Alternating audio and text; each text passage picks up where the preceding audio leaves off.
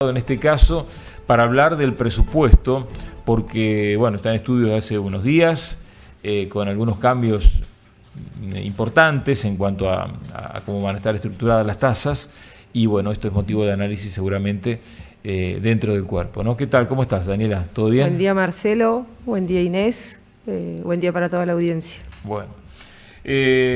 Han estudiado ya, han tenido tiempo. Esta vez el gobierno cumplió, digamos, con los plazos legales, ¿no? Sí, debo decirle a la gente que por ahí me siento un poco perdida, porque normalmente acá tenemos una pantalla, ahora no la tengo, así que no sé mucho. Pero tenés la cámara, vos mirá la cámara. Adelante. Yo miro la cámara. Está bien. Sí, la verdad que sí. Ingresó, si no me equivoco, fue el jueves 30 o viernes 31 de octubre. Así que sí, eso es positivo. Tenemos un tiempo importante para poder leer y analizar tanto la fiscal impositiva como el presupuesto, y entiendo obviamente que también era una necesidad del gobierno local, porque tiene una banca más como para poder acompañar ambas ordenanzas, así que bueno, también es cierta ventaja para ellos, pero bueno, para nosotros también, entendiendo que a veces es más fácil para los concejales que ya venimos trabajando, que quizás nos pasaba en el recambio del Consejo, que ingresás el 10 de diciembre con la fiscal impositiva, con el presupuesto, que son las ordenanzas más importantes junto a la rendición de cuentas, y a veces, por más instruido que uno esté, te es difícil llevarlo, y los tiempos de la fiesta siempre era bastante complejo. Así que tenés que aprobar antes del fin de año. Sí, siempre, ¿no? Antes del 31 de diciembre tiene que estar aprobada por lo menos el presupuesto. Bueno, ¿qué opinás sobre los cambios? Por ejemplo, el tema tasa de salud, que es como uno de los cambios más importantes, ¿no? Crear una tasa que además equivale a casi el 30% del total. Sí, en realidad nosotros, es nuestra manera de trabajar. Nosotros venimos trabajando de manera muy seria en el Consejo Deliberante, es como lo vamos a seguir haciendo, y de hecho es lo que hemos dicho en campaña. Nosotros, en primer lugar, lo que hicimos es, antes de octubre, presentar 4 proyectos, convocar a través del presidente del Consejo Deliberante, Germán Marini, una reunión en este caso con el secretario de Hacienda, Juan Manuel Barengui, para presentarle esos proyectos y para ver si podían ser incluidos en la fiscal impositiva. Porque, para que la gente entienda, la fiscal impositiva es qué tasas, como decís vos, qué impuestos, si uno quiere decir algo fácil, qué impuestos le van a cobrar, ya sea por el barrido y la limpieza, la red vial, como principales tasas, la tasa de alumbrado, y en este caso, si querés, la nueva tasa de salud. Eso por un lado.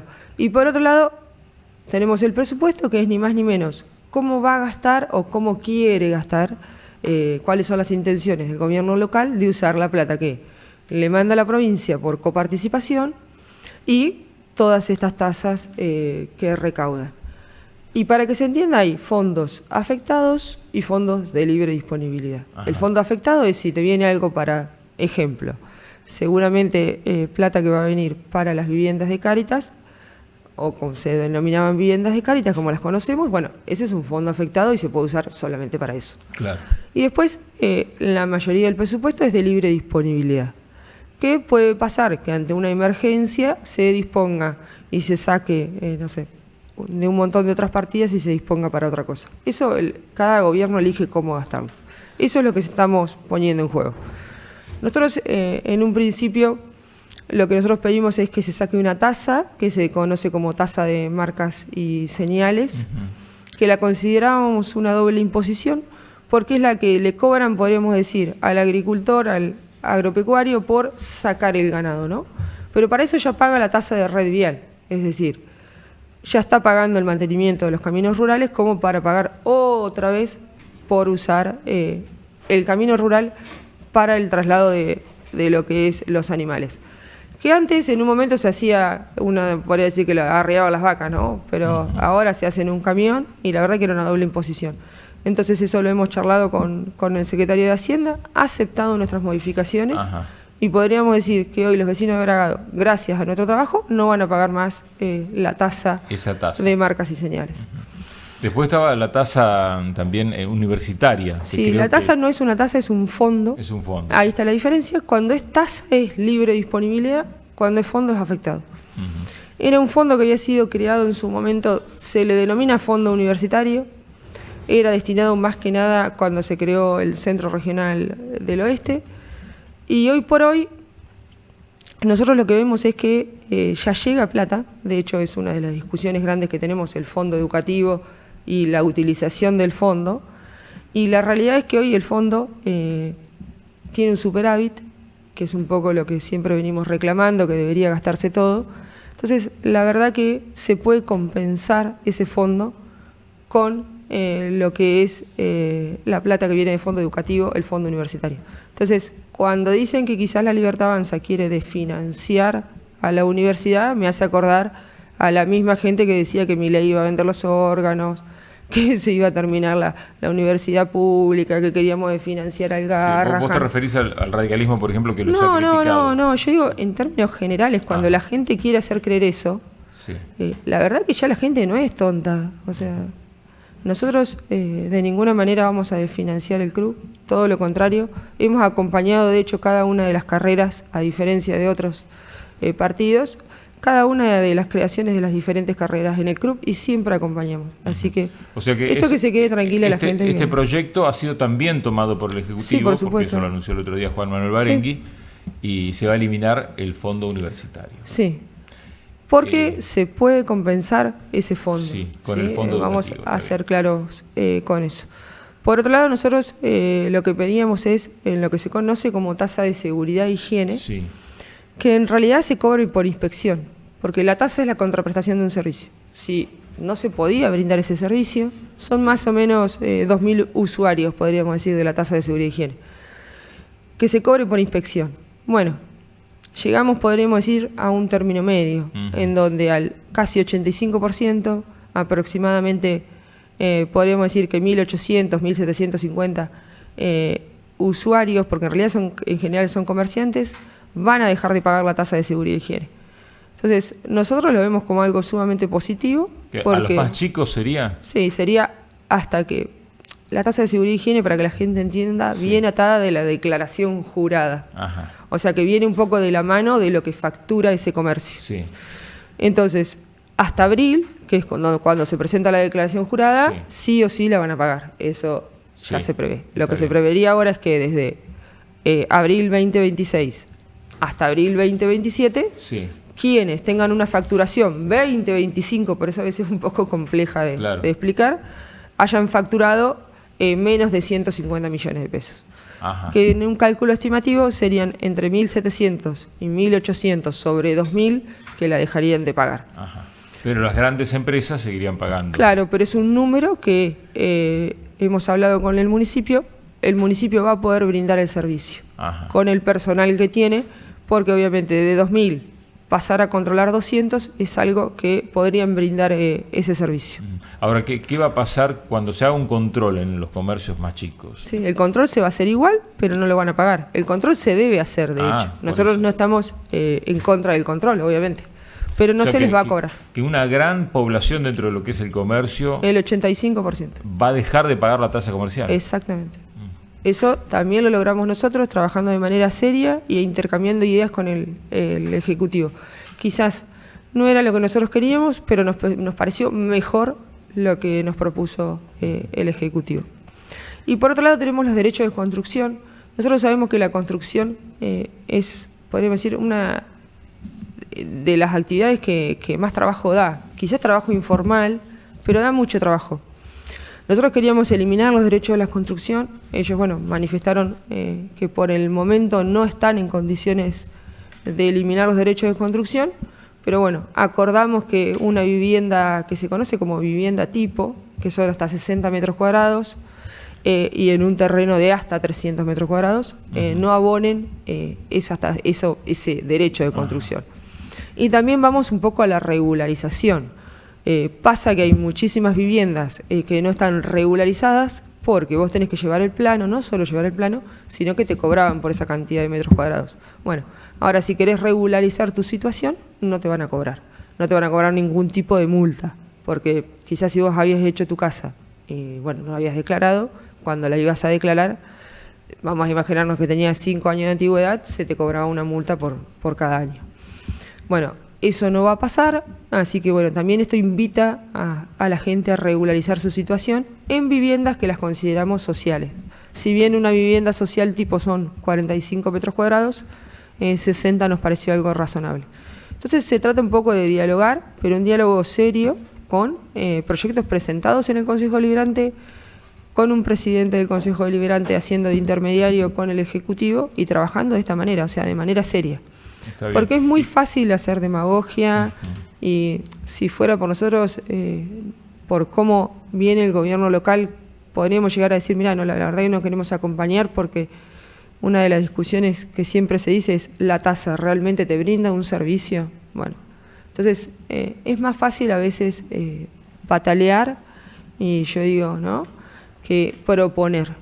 Y proponer implica trabajar. Bueno, eso es complicado. Claro. Y después, con respecto a la tasa de salud que implementa el municipio, ¿qué opinas? Hay dos cosas dentro de lo que es se conoce como servicios urbanos. Antes le decíamos ABL. Sí. Nosotros también hicimos una charla con el CUSI. Nosotros, ¿qué planteamos? Siempre se discute, ahí te saco un poco, pero ahora te contesto lo de salud, si la tasa de alumbrado, que tiene un 100% de cobrabilidad porque está en la boleta de EDEN, claro, si realmente es justo que te cobren sobre el consumo. Un 5%, se cobra un 10 y un 18. Pero bueno, ellos planteaban un poco la necesidad de que aunque sea se les bajara 5 puntos. Pero bueno, hablando con ellos yo le digo, realmente, vamos a imaginarnos números redondos, ¿no? Tenés una factura alta de 1 millón de pesos, realmente que se te baje 50.000 pesos, ¿te afecta? Bueno, no. ¿Qué pretenden? Ellos quieren, es una conversación que seguramente vamos a tener en el día de mañana, espero que así sea porque es el compromiso que tenemos con Juan Manuel Balengui y también con el presidente del Consejo Deliberante, de convocar al CUSI y tener una charla. Ellos pretenden que se mejore el centro, en lo que ellos tienen un muy buen proyecto que seguramente lo has escuchado, que es el centro, podríamos decir, a cielo abierto. Sí. Una modernización. Es una modernización del centro. Claro, como ha pasado en muchas de las ciudades de nuestros alrededores. Sí, ¿no? En muchísimas ciudades en donde quizás hay peatonales. Bueno, realmente creo que Bragado necesita un embellecimiento, podríamos decirlo de una manera, del centro. Y ellos están pidiendo algo sencillo que es, bueno, no se puede hacer todo el proyecto, es un proyecto muy ambicioso, pero empecemos. Claro. O sea, siempre decimos lo mismo, esta vez se lo traslado a la Ruta 5, si cada gobierno haría aunque sea 50 kilómetros no estaríamos hablando de esto. Entonces decir, bueno, empecemos. Y la verdad que lo que ellos quieren es empezar por lo que se denomina 4 esquinas, que es sobre todo lo que hace a unas esquinas hermosas que tenemos, como es la iglesia, la plaza, ¿sí?, y hasta llegar hasta el Banco Provincia, aunque sé que se arranque con esa zona, un embellecimiento que implica transformación de luminaria, cambiar el estacionamiento, poner bancos, cestos de basura. En el gobierno de Vicente se había empezado con algunas cosas, algunos bancos, algunos cestos. Bueno, es un proyecto ambicioso, pero que empezando de a poco se puede hacer. Entonces acá tenemos, en la tasa de seguridad y higiene, se puede ver afectado plata a esa obra o de la tasa de alumbrado. Entonces se puede acercar posiciones conversando siempre con seriedad. Así que esperemos que mañana podamos avanzar en eso para que los comerciantes acompañen y mejorar el centro, porque viste que esas esquinas en verano son muy utilizadas sobre todo por los jóvenes. Está claro, es buena la idea. Y también ordena un poco lo que es el tránsito. Está bien. Tasa de salud no me dijiste tú. Claro, tasa de salud estaría dentro de lo que se conoce como ABL, pero bueno, eso es lo que quiere decir que la ABL dejó porque el alumbrado está afuera, es tasa de servicios urbanos. La tasa de servicios urbanos tiene un aumento, de hecho tiene un aumento, solo la tasa de servicios urbanos, ya de un 30% aproximadamente. Porque se mide por litros de combustible y aumenta la cantidad aumenta de 10 a 3, o sea, 13, o sea, 3 litros más. Así que más o menos es eso. Los servicios urbanos, la realidad es que esta es una tasa que siempre se manifestó. Si la tasa de la contraprestación del servicio y el servicio sale mucho más que la tasa, bueno, hay que aumentarla. También hay una baja cobrabilidad de esa tasa, debemos decirlo, y hay que trabajar en eso. Pero es una tasa que jubilados, con hasta un haber y medio, es muy parecido a lo que pide PAMI, ¿no? jubilados con hasta un haber y medio, una persona si en la vivienda hay una persona con discapacidad, bomberos voluntarios, asociaciones civiles, los clubes y así un montón de excepciones más que han ido ocurriendo a lo largo de estos años, no la pagan. Ajá. ¿Están exceptuados? Están exceptuados de pagarla.